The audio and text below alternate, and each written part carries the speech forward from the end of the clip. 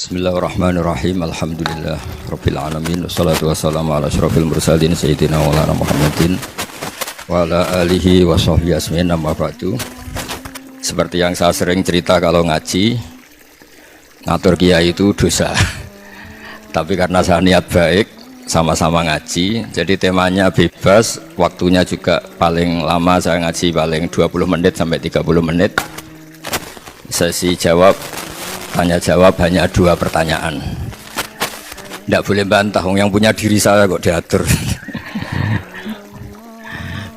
Ini semakin lama Anda ngatur saya semakin dosa, karena ngatur orang itu tidak baik. Apalagi ngatur kiai itu tambah tidak baik lagi ini. Iya toh, misalnya saya ke Jakarta nih pun Pak Martinus, Pak sini, ya belum mesti bisa. Jadi ya sama-sama nggak mesti bisa kan. Tapi monggo lah kita cerita-cerita Islam, cerita-cerita beragama yang rileks. Kita semua tadi seperti yang dikatakan Kadensus pernah diswani Mas Sufyan Sauri, juga beliau pernah ngaji. Sebetulnya dalam banyak hal-hal yang keseharian itu lebih prinsip ketimbang ide kita tentang hal-hal besar. Saya beri contoh, Allah itu Tuhan yang Maha Kuasa, yang menguasai alam raya ini.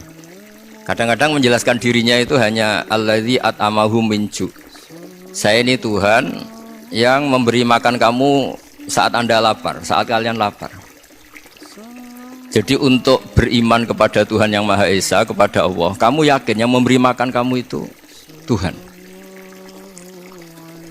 Apapun kecewanya Anda terhadap tetangga, terhadap negara, terhadap mertua, terhadap istri, itu kecewa Anda tidak akan mati. Tapi kalau tidak makan itu mati.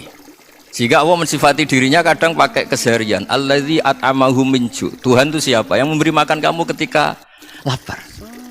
Tapi kamu untuk syukur itu nunggu punya istri cantik, neriman, gampang diatur, membolehkan poligami. Terus 4 istri itu neriman semua, loyal semua. Itu sombong betul. Mau syukur saja kok repotnya seperti itu. Jadi mau syukur ya ada makanan dimakan. Itu kalau ngantuk ya tidur. Ayatnya wa min ayatihi manamukum billaili wan nahar. Maksud ayat Allah itu tidur. Nah, keangkuhan-keangkuhan ini yang menjadikan kita itu jadi repot hidup. Untuk syukur kok nunggu tadi. Mertua baik, tetangga baik, istri baik. Apa saja di sekelilingnya harus baik. Nah, keinginan berlebihan ini menjadikan kita lupa ada hal-hal yang paling kita butuhkan, yaitu oksigen. Kita boleh nempat di buminya Allah. Alladzi ja'ala lakumul ardo firasya. Bumi kamu tempati enak. Coba kalau gempa, apa artinya istri 4 cantik semua kalau pas digoyang apa? Gempa. Apa artinya kamu jabat? Entah apa saja jabatannya. Kalau bumi likuifaksi, habis kamu. Kiai meskipun dai kondang umatnya jutaan, kalau likuifaksi di panggung hancur. Tapi nikmat-nikmat yang disebut Allah seperti kaji keseharian. Alladzi ja'ala lakumul ardo mahda. Allah itu yang menjadikan bumi dalulan, yang mudah diinjak. Famshu fi mana dia, silahkan pakai jalan-jalan. Jadi saya termasuk benar-benar kiai Jawa. Kalau kerennya kiai Nusantara atau kiai Indonesia lah.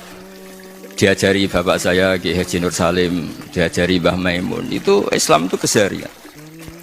Karena ketika Anda memilih hal-hal yang serius, itu tujuan utamanya nyari ridhonya Allah, dan ridhonya Allah bisa kamu dapatkan sesuatu yang pasti benar. Misalnya dalam sebuah hadis Sahih Muslim disebutkan, innallaha la yardha 'anil 'abdi idza akalal akla fayahmadahu 'alaiha aw yashraba syarba fayahmadahu 'alaiha. Itu redaksinya inna itu sesungguhnya, la yardha juga pakai lam taukid, juga maknanya sesungguhnya. Sungguh-sungguh Allah sangat ridho ketika seorang hamba itu makan ketika sesuap nasi dia muji Allah, ketika minum seteguk nasi dia muji Allah. Itu kalau orang diridhoni Allah itu wali betul. Itu untuk jadi wali itu gampang. Kamu makan ridho, kamu nginjak buminya Allah ridho, seneng, kamu hidup keseharian aman, seneng. Nah, ini supaya sampean kita semua ngaji betapa panduan Rasulullah untuk menggapai ridho Allah itu banyak yang keseharian sekali. Saking kesehariannya banyak dalam hadis dan itu sahih. Nabi menyebut hal-hal yang keseharian. Hatta ma tas'alu fi imra'atika, kamu punya uang kemudian istri kamu bisa makan, itu ibadah. Bahkan sebagian ibadah itu dicontohkan Nabi yang akhirnya diprotes sahabat, yaitu wafi buti ahadikum sodakoh, kamu menggauli istri kamu itu ya sodakoh. Sampai sahabat bilang, yang benar ya Rasulullah, ayati ahaduna syahwatahu wa huwa lahu ajrun, masa urusan biologis, urusan syahwat kemudian dia dapat pahala. Nabi menjawab, alai salawadu'aha fi haramin akana alaihi wisrun, bagaimana kalau dia meletakkan ke yang tidak benar, itu kan dosa. Nah, hal-hal seperti ini yang saya ingin teman-teman semua lah, semua, saya juga agak ingin ngaji demi Anda juga agak ingin. Itu dosa sekali ngaji kok pesanan kelompok tertentu itu gak boleh. Islam itu untuk semua, jadi ya cuma karena di depan saya jenengan ya seakan-akan jenengan korbannya. Itu ada ilmunya dalam usul fikih itu. Jadi orang itu harus ngaji usul fikih. Nama yang disebut, mungkin Mas Sufyan masih ingat zaman ngaji usul fikih. Nama yang disebut itu tidak jaminan sebagai prioritas perintah. Jadi misalnya gini, kebetulan yang di depan Nabi itu Abu Dzar. Nabi ya bilang, ya Abu Dzarin ini uhibbuka misalnya, atau ya Mu'ad ini muhibbuka, atau ya Abu Hurairah ini uhibbuka misalnya. Banyaklah riwayat yang Nabi nyebut ya Abu Dzarin, ya Mu'ad, ya Abu Hurairah. Kemudian misalnya Nabi meneruskan khitab, ini uhibbuka, saya mencintai kamu, fakul dubur sholatin, atau sebagian riwayat disebut fala tada'anna dubura kulli sholatin Allahumma inni ala dzikrika wa syukrika wa husni ibadatik. Saya mencintai kamu, siapa saja, Mu'ad bisa, Abu Dzar bisa, siapa? Saya mencintai kamu, mohon kalau habis sholat kamu jangan lupa wiridan Allahumma a'inni ala dzikrika wa syukrika wa husni ibadatik. Ya Allah, tolong kami permudah supaya mudah ingat engkau. Anda tidak bisa mentang-mentang, wong nama saya Parmin, nama saya Purnomo, itu yang diperintahkan Mu'ad misalnya. Jadi yang disebut satu, tapi khitab itu untuk siapa saja. Saya teruskan ya. Jadi saya mohon semua kita melakukan kebaikan itu, kalau dalam kaidah fikih disebut al yakin la yuzalu bisyak. Banyak kebaikan yang kebenarannya itu 100%, tidak punya efek samping ke pihak lain, ke kelompok lain, ke komunitas lain. Itu tadi misalnya Anda makan dan itu murah sekali, hanya butuh satu piring, setiap kunyahan kamu muji Allah, setiap minum kamu muji Allah. Itu redaksinya Rasulullah SAW disebut Allah sangat ridho ketika seorang hamba makan kemudian dia memuji Allah, atau minum kemudian dia muji Allah. Logikanya gampang, negara seperti ini yang kamu harapkan bentuknya kayak apa, mertua, ipar, komunitas, tetangga, itu nyata terjadi itu kan belum pasti. Sementara yang mesti terjadi adalah kamu butuh makan, kalau tidak mati. Butuh minum, kalau tidak mati. Butuh bumi yang nyaman ditempati, kalau tidak kita juga mati. Sebab itu Allah kalau menyebut nikmatnya itu hal-hal yang keseharian. Alladzi at'amahum min ju'. Allah itu siapa? Allah itu yang menciptakan kamu bisa makan. Tidak berlebihan. Allah itu yang menciptakan kondisi sosial itu ideal. Zaman Nabi itu ya ada orang munafik. Orang-orang pilihan Allah itu juga diuji orang sekelilingnya yang macam-macam. Semua diuji sesuai konteks zaman dan waktu. Nah, tapi ada ibadah-ibadah yang selalu disarankan Nabi. Sampai Nabi itu pernah ditanya, ayul islami khairun ya Rasulullah, Islam terbaik itu gimana? Jawaban Nabi itu unik, it'amut to'am. Islam terbaik itu ya makan-makan, santai-santai. Ketika Allah menyebut beberapa kebaikan, falak tahamal aqobah wa ma adrokan Allah mal aqobah. Terusannya apa? Fakku rokobah. Terusannya apa? Au it'amun fi yaumin di masubaya. Atau acara makan-makan itu juga Islam. Kenapa? Ya bayangkan kalau tidak ada makanan kita mati kan. Kondisi sosial tidak ideal tuh Anda masih gak apa-apa. Tapi kalau Anda tidak makan, Anda tidak minum, kamu punya istri cerewet masih bisa hidup, punya mertua cerewet masih bisa hidup. Tapi kalau tidak makan bisa mati. Berarti penting mana istri sama makan? Penting mana? Makan. Semoga istri Anda dengar, nanti kamu disuruh makan tapi pulang deh. Itu kalau dibahasakan makan masih memahami. Penting mana nasi satu piring dengan istri. Nggak ada nasi mati, nggak ada istri belum mati. Penting mana? Gak berani jawab kan? Nah, ternyata Anda ada garang kan di depan istri. Jadi saya mohon lah, mungkin Mas Sufyan Sauri tadi yang bisa bantu lah. Teman-teman tuh ngaji yang keseharian saja. Karena kita nyari ridha Allah itu berdasar firman Allah. Dan firman Allah itu menyebut keseharian tuh riang, gampang. Itu tadi misalnya wa min ayatihi manamukum billaili wan nahar. Termasuk ayat-ayat Allah itu kamu tidur. Maka dulu itu ada guyonan, ada tokoh Mu'tazilah, kelompok dalam Islam yang berpikir manusia itu bisa menentukan ikhtiarnya sendiri. Karena saya bisa duduk, ingin duduk, ingin berdiri, berdiri. Karena kelompok ini nggak terima kalau semua kehendak Allah, nanti bagaimana kalau semua kehendak Allah kok ada hisab ya, ada sanksi. Lucunya itu dia akhirnya ini cerita ya, mencintai seorang perempuan cantik sekali. Dan itu dia menjadi ahli sunnah itu oleh hal-hal yang sepele. Karena istrinya cantik, ya namanya suami istri hubungan intim. Terus ditanya, Mas masih ingin lagi? Masih. Silahkan diulang lagi. Wah ya tidak bisa. Katanya manusia bisa menentukan yang diinginkan. Itu tobat itu. Itu nggak bisa ditobatkan Mas Sufyan Ats-Tsauri. Orang cantik yang mudah nobatkan orang itu orang cantik. Segampang itu. Akhirnya kita tahu, makanya kalau dalam kitab Hikam itu disebut al-aqil mayakul madza yaf'alu wa hubi wal ghafil mayakul madza af'al.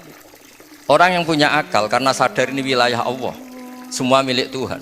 Itu dia tiap hari berpikir, besok Allah akan melakukan apa terhadap dunia ini. Kamu merencanakan suatu mau plesir ternyata gempa. Mau wisata ke Rusia ternyata perang. Kamu tidak pernah tahu apa yang akan terjadi besok. Wa ma tadri nafsum madza taksibu ghadan. Tapi anda semua kita ini sering punya jadwal permanen. Makanya saya kalau diundang siapa saja bisa takdir. Yang jelas Gus ini acara penting. Ya masih acara penting nak pangeran ngersakno apa piye? Kok ape dadi pangeran? Kamu kok mau jadi Tuhan? Itu kadang ya kiai gitu. Penting Gus acara ini jenengan harus memastikan bisa. Loh kamu itu yang ngajarin tauhid sesuatu itu biadillah kok bilang-bilang apa pasti. Kalau maksa terus tak tobatkan dong kamu kata saya. Ya kalau gitu Gus bilang insya Allah. Wah itu hati saya, fisik saya, roh saya sudah bilang insya Allah. Tidak usah kamu latih kata saya. Nah hal-hal tauhid keseharian itu gampang sebetulnya. Wal ghafil yaqulu madza af'al. Tapi orang yang lupa Allah dia setiap hari bilang besok apa? Kita bisa melakukan apa? Seakan-akan dia itu aktor, dia penting, dia subjek permanen dia. Padahal kita ini hanya objek kehendak Allah Subhanahu wa taala. Karena kita yakin sesuatu yang terjadi di alam raya ini kita tidak bisa apa-apa. Makanya saya sering ngaji, sering bilang saya. Ketika Anda mensifati Allah, Dia yang menghidupkan. Sudah itu tanamkan sehingga ketika kita mati santai saja. Kenapa santai? Allah punya cara menghidupkan kita. Zaman kita hidup juga gak tahu caranya ngelola jantung, ngelola paru-paru. Kamu juga gak tahu ngelola oksigen yang tidak beracun, tidak ngandung polusi. Tahu-tahu hidup. Gak ingin tua ya tahu-tahu tua, gak ingin mati tahu-tahu mati. Selama ini kita hidup juga gak tahu apa sebetulnya. Hanya gaya tok, punya jadwal, punya planning. Kalau kamu bisa menentukan pilihan Anda, pasti Anda istrinya cantik, 4 neriman semua, kona'ah semua. Nyatanya enggak kan? Ada 1 jelek, cerewet.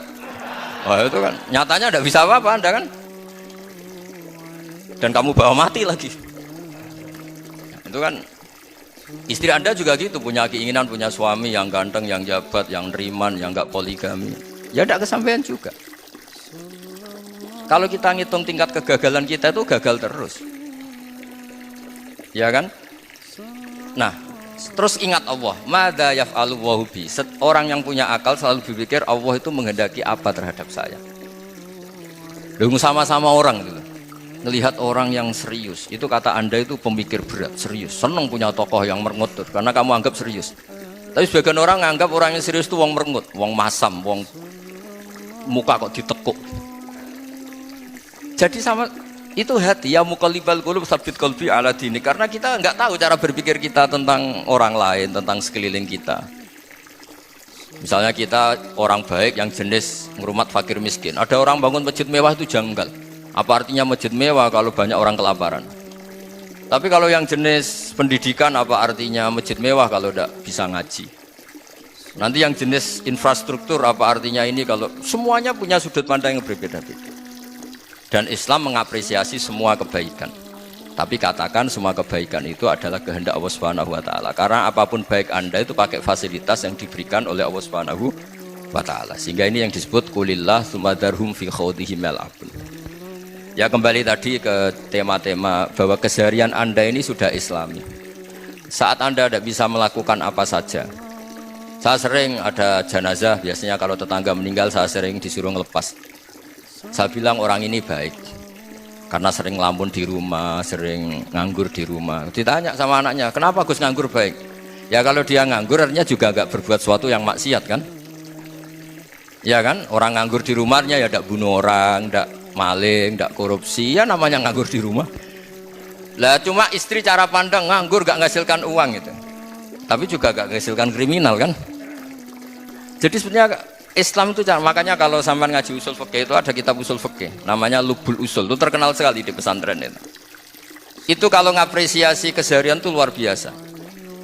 Izma min mubahin illa wa yatahaqqaqu bihi tarku haramimma. Karena keseharian yang mubah saat Anda lakukan itu ada kehebatan yang luar biasa, yaitu meninggalkan haram.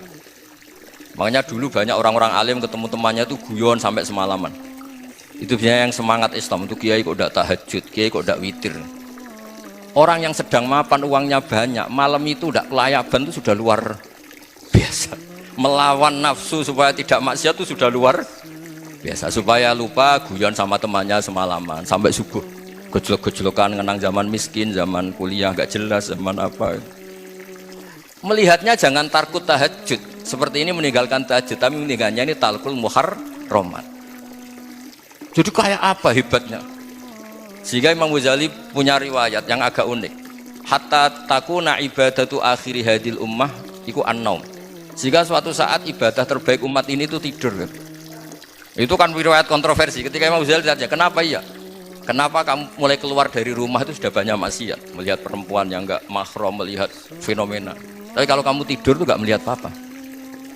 Tapi juga kamu jangan nganggap tidur itu ibadah betul. Saatnya melakukan fardu ain malah masih tidur. Tapi itu sudut pandang yang menjadikan kita Islam itu gampang. Jadi saat Anda tidak bisa aktivitas apa-apa, misalnya ada beberapa orang yang lumpuh. Lumpuh itu memang nggak bisa Jumatan, nggak bisa ibadah, tapi dia juga nggak bisa maksiat. Tidur itu memang Anda saat itu tidak bisa tahajud, tidak bisa witir, tapi saat itu ada zina, ada maling, tidak gosipkan orang, tidak bully orang, tidak menanamkan kebencian, tidak hasud. Sehingga tidur menurut Allah Ta'ala wa min ayatihi manamukum billaili apa? Wan nahar. Karena di tidur itu selain ada unsur istirahat, jaga kestamina, juga ada unsur meninggalkan beberapa keburukan. Nah, saya mohon ibadah yang keseharian ini kita jaga supaya kita semua baca ayat itu fasih itu tertanam di hati. Allah itu siapa?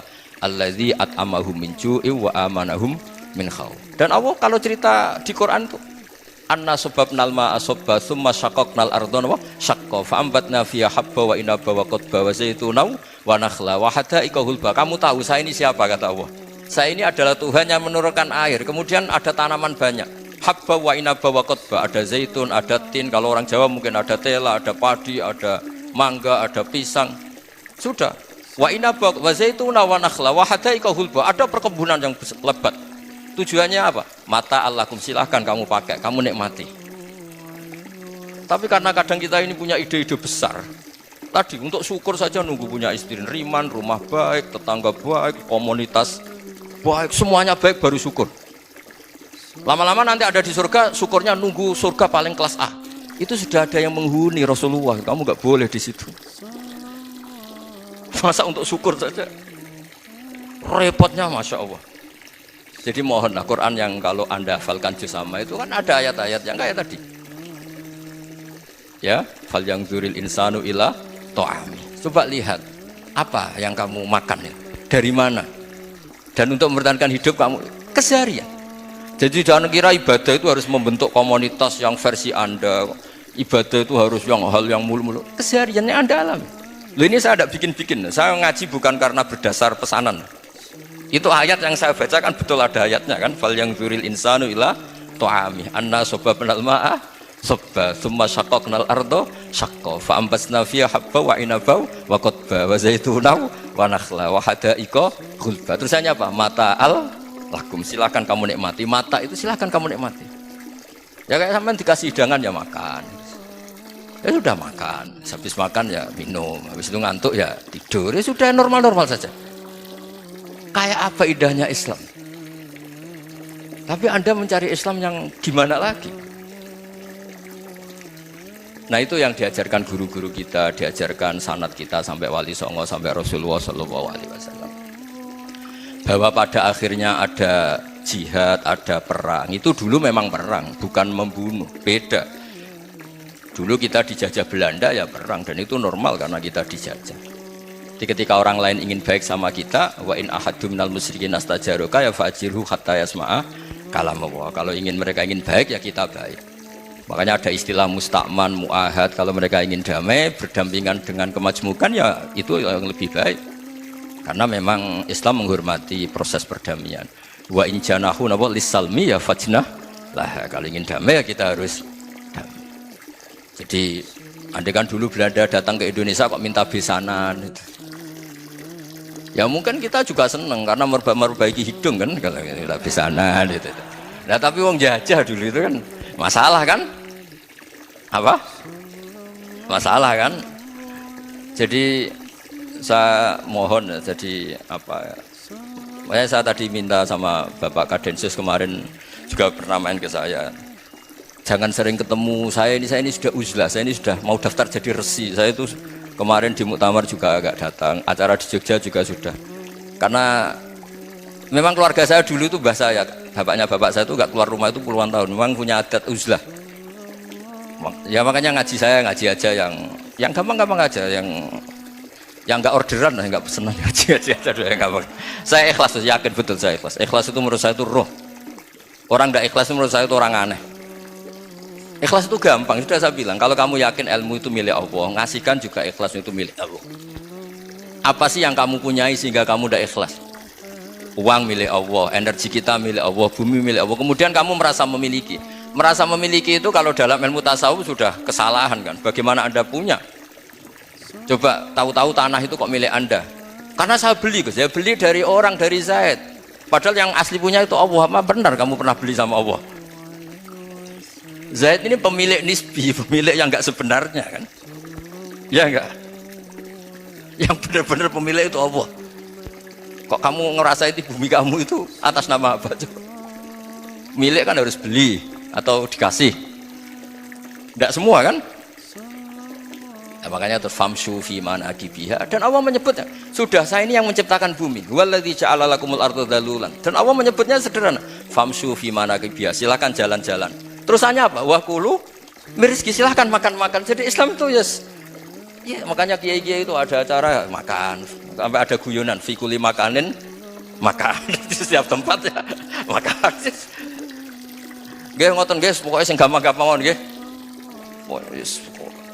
Nggih Mas Sufyan nggih sing gampang-gampang mawon nggih. Assalamualaikum warahmatullahi wabarakatuh. Nah, yang saya ingin tanyakan, bagaimana kita memupuk konsep persaudaraan tanpa memandang kepentingan duniawi? Bismillahirrahmanirrahim. Ya yang rileks saja ya. Saya pernah ketemu orang yang pakaiannya itu enggak, mungkin kalau orang syariat bilang enggak syar'i lah, pakai pakaian yang tidak syar'i, tapi dia muslimah, dia ke masjid. Saya ditanya sama seseorang, Gus kok sama orang gitu mau bertemu gitu. Karena saya bilang kenapa? Dia pakaiannya ada islami. Oke, dia tidak pakaian Islam itu nyata, tapi dia ke masjid itu Islami, tetap sholat itu Islami. Ketika dia ingin sholat dan tetap sholatnya pakai takbir, pakai rukuk, pakai sujud itu Islami. Wong setelah di masjid ya pakai mukena, pakai. Kalau sama-sama nyata, Anda kan boleh ngingat sama-sama yang fakta. Gitu. Dia punya kesalahan dalam berpakaian, dia punya kebenaran dalam sujud, dalam rukuk, dalam ibadah. Dan itu tradisi Quran. Quran ya cerita fama ya'mal mithqala dzarratin khairan yarah wa may ya'mal mithqala dzarratin syarran yarah. Apa susahnya sih ingat dua-dua sisi itu? Sama bernegara atau bertetangga. Kita bayangkan jangan bernegara dulu, terlalu luas, bertetangga saja ukuran. Karena nanti sama, bernegara sama bertetangga itu hadisnya sama. Kita di kampung itu ya ada masjid, dan orang-orang yang enggak sholat juga nyumbang masjid. Bahkan ada yang nyumbang masjid banyak terus tidak sholat karena keramik saya sudah sholat katanya. Saya pernah ketemu orang model gitu itu ya ada. Jadi tapi ada juga yang sholat terus tapi nggak pernah nyumbang masjid. Ya orang banyak.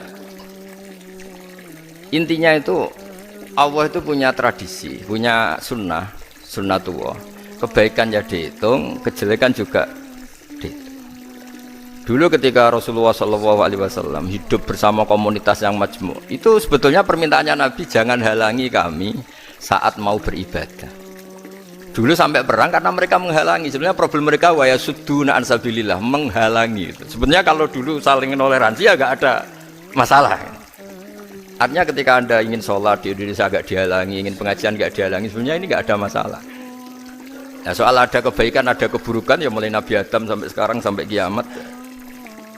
Itu cara pandang. Jadi cara pandang kita terhadap orang lain itu harus hal-hal yang nyata. Kalau kesalahan mereka nyata, kebaikan mereka juga nyata. Kenapa kita hanya ingat sisi yang jelek, tidak ingat sisi yang baik?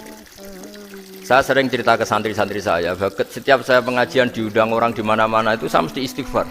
Karena nggak ada pilihan. Saat saya datang ke pengajian di Sulawesi misalnya, saya tinggal ngaji di sini. Saat saya ngaji di sini, ninggal undangan yang di sana. Hidup itu tidak banyak pilihan, meninggalkan kebaikan, melakukan kebaikan. Artinya gini, dalam kebaikan saja ada kebaikan yang ditinggalkan. Apalagi dalam kejelekan. Makanya di sini ada pepatah terkenal dalam ilmu tasawuf itu. Wastighfaruna yahtaju ilal istighfar. Saat Anda baik saja butuh istighfar. Bapak saya kalau guyon gini, Mas Sofyan. Ada imam istiqomah jadi imam masjid sampai tua sampai batuk-batuk. Itu bagus istiqomah. Tapi itu masalah kata Bapak. Akhirnya enggak kaderisasi. Itu istiqomah apa enggak mau diganti orang lain ya.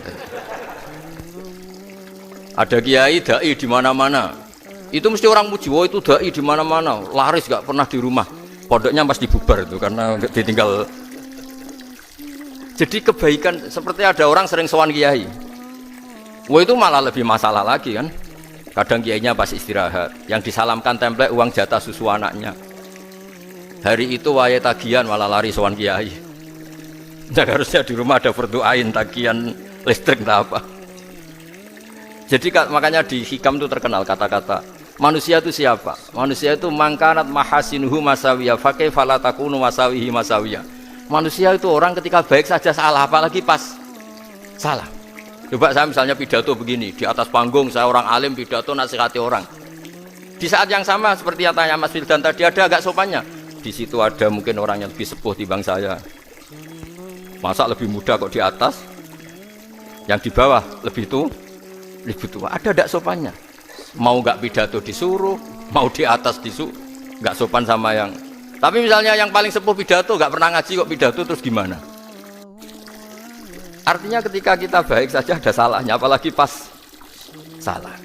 Sebab itu ajaran Rasulullah itu suruh berdoa Rabbana dzolamna anfusana. Sebelum minta itu merasa ya Allah kita ini mendolimi diri kita sendiri. Karena dalam pilihan-pilihan itu pasti ada salahnya. Coba misalnya Anda bangun masjid habis 2 miliar. Yang harusnya 1 miliar sudah jadi. Terus nanti suatu saat ketemu Allah ditanya, itu ada orang miskin, fakir miskin, yatim. Andai kan kamu sumbang 1 miliar itu sejahtera semua. Gara-gara kamu bangun masjid terlalu mewah. Ya tapi kadang-kadang orang kebaikannya itu orientasinya bangun masjid, gak tertarik nyumbang fakir. Saat itu cara berpikir gitu mau apa? Tapi kalau dia mau luhur manusia terbaik karena bangun masjid 2 miliar, coba diaudit secara kepentingan syar'i. Penting mana dengan ngasih makan fakir miskin? Penting mana dengan menikahkan janda misalnya? Penting mana dengan pendidikan? Apa artinya masjid mewah orang nggak tahu halal haram, nggak tahu najis, nggak tahu cara sesuci, nggak tahu cara adzan yang benar. Terus penting mana untuk beli kitab sama dipakai masjid? Apa artinya beli kitab apa tapi nggak makan? Penting mana makan sama beli kitab? Ada auditnya. Makanya manusia itu ketika baik pun disuruh istighfar, apalagi ketika salah. Nah, dengan perasaan seperti itu kebencian pada orang lain luluh karena potensi baik pada orang lain ternyata tinggi dan potensi salah ke kita juga tinggi. Nah, dilatih gitu. Jadi di Ihya itu ada kitab tawaduk. Kitab tawaduk itu dilatih ketemu orang tua. Gua aksaru ibadatan, dia mesti ibadahnya lebih banyak karena lebih tua timbang saya, pasti sholatnya lebih lama timbang saya. Ketika Anda sudah tua melihat anak-anak, gua aqallu minni maksiatan, mesti maksiatnya tidak banyak karena masih kecil. Terus ketika melihat orang fasik maksiat, La'alla wa yatubu alaih fa inna wa tawwabur rahim. Mungkin Allah memberi tobat, bisa saja. Umar itu ingin bunuh Nabi, tapi Allah memberi tobat. Yang sowan kiai saja tidak mesti dapat tobat. Umar ingin bunuh Nabi, tapi Allah memberi tobat. Akhirnya ya tobat jadi Islam yang baik. Dalam sejarah Wali Songo, Kalijogo sowan Sunan Bonang itu ingin garong, tapi malah jadi muridnya jadi wali. Kalau Allah sudah menghendaki tidak ada ya. Perang Uhud orang Islam kalah itu karena panglimanya siapa? Khalid bin Walid. Tapi dia malah yang dapat hidayah. Nah, sama orang yang sekarang Anda benci bisa saja Allah merencanakan ada apa? Hidayah di situ. Dan kita yang merasa benar jangan saja ada rencana Allah bikin kita su'ul khotimah. Na'udzubillah min dzalik, kan tidak pernah tahu. Nah, dari tidak pernah tahu itu orang diusahakan tawadhu. Wa ma adri ma yuf'alu bi wala bikum. Kita tidak pernah tahu. Makanya meskipun saya ini kiai terus kata orang banyak itu ketop. Kalau istighfar ya nangis betul ya. Coba kan nggak perlu di depan umum. Nanti ada penampilan kan ribet kan nanti. Dan nangis nggak ikhlas, nggak mutu. Ya gitu ya. Yang Mas Wildan tadi apa pertanyaannya diulang? Selain masalah akhlak tadi. Tentang bagaimana cara kita bersaudara tanpa memandang kepentingan duniawi. Nah, ya makanya tadi saya bilang bernegara itu pakai hadis, misalnya Nabi pernah ngendikan kamu itu punya 3 tetangga, yang satu punya 3 hak, yaitu dia tetangga kamu, dia seagama kamu, dia sesaudara kamu. Jadi ada 3 hubungan, seagama, sesaudara, dan tadi apa? Dia tetangga kamu, dia seagama dengan kamu, dia masih kerabat kamu. Terus ada tetangga yang punya 2 hak, yaitu dia tetanggamu seagama dengan kamu tapi tidak sekeluarga dengan kamu. Terus ada tetangga yang punya 1 hak, dia ada keluarga kamu, dia ada seagama dengan kamu tapi tetap punya hak karena itu tetangga kamu. Dan itu kata Nabi semuanya berhak kamu baikin karena ada hakul jar.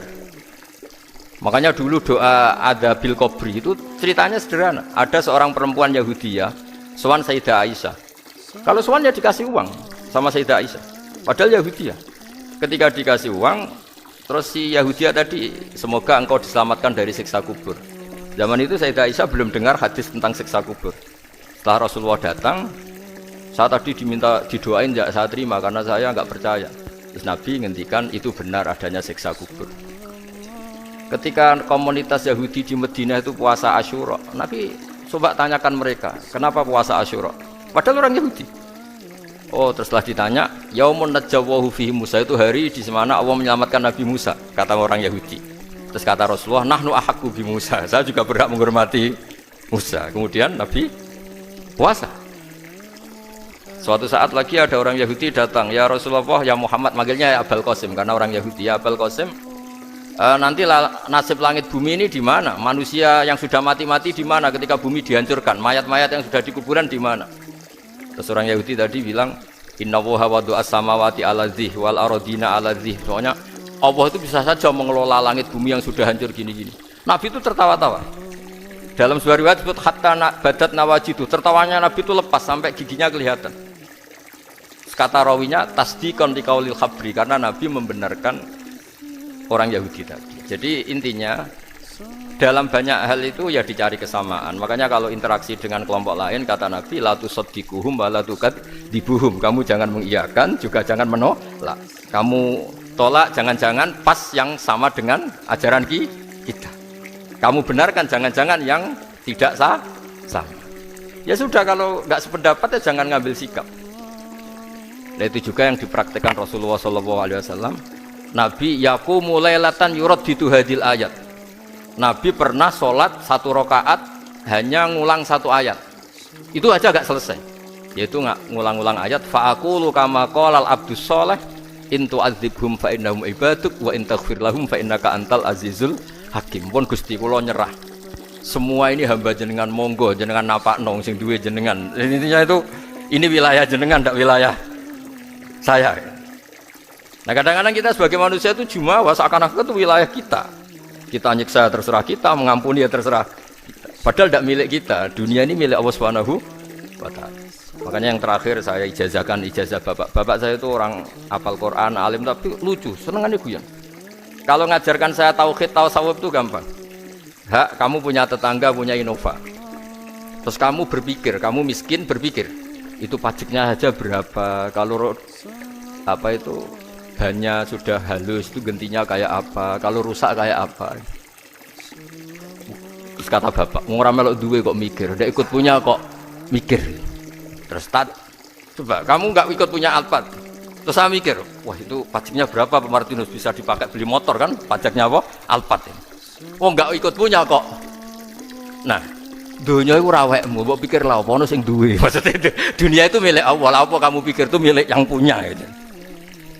Nah, itu yang dimaksud dalam ilmu tasawuf, da'it tadbir fama qoma bi ghairuk la tuqim bihi nafsak. Sudah kamu tidak usah ikut campur, itu wilayahnya Allah gitu. Karena wong nggak ikut punya kok ikut mikir. Anda benci orang, benci sekali karena dia tauhid misalnya. Jangan-jangan Allah punya rencana memberi hidayah dia, atau Allah punya rencana dari dia keluar orang-orang Islam yang soleh.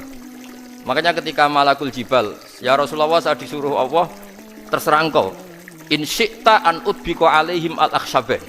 Kalau engkau mau orang-orang yang mendustakan kamu saya hancurkan. Apa jawabannya Nabi? La, jangan. Bal arju ayyukhrijawah min aslabihim ma ya'budu wa la yusyriku bihi syai'an. Itu di Bukhari. Enggak, bisa saja sekarang dia kafir, anak turunnya jadi Islam. Dan betul, Abu Jahal punya anak Ikrimah, Abu Lahab punya anak Darro, Walid itu musuh besarnya Nabi, punya anak Khalid. Ya sudahlah, kita selalu berharap bahwa ini wilayahnya Allah. Sudah, kita berharap agama ini bagi yang selalu punya harapan. Limangkan yarjuwa, orang yang selalu punya harapan. Kita berharap tambah hari tambah baik, tambah damai, tambah kondusif, tambah segalanya baik. Dan saya seperti ini juga ingin ikhlas dan akan selalu ikhlas. Ya saya sering bilang kalau pejabat mau sini itu sering tak ngel-ngel. Saya ini sudah ingin Indonesia itu baik itu tanpa diminta. Kalau diminta itu malah seakan-akan saya belum melakukan. Sudah saya lakukan kok baru diminta. Karena ini wilayah kita semua, artinya ingin baik itu keinginan kita semua. Status kita. Kata Sayyid Zabidi dalam kitab Ithaf, keinginan baik itu syakhsiyatuk wa haqiqatuk. Itu kamu sekali. Manusia itu kan kata Allah Ta'ala, saya pertama menciptakan manusia itu khunafa, orang yang berkeinginan baik.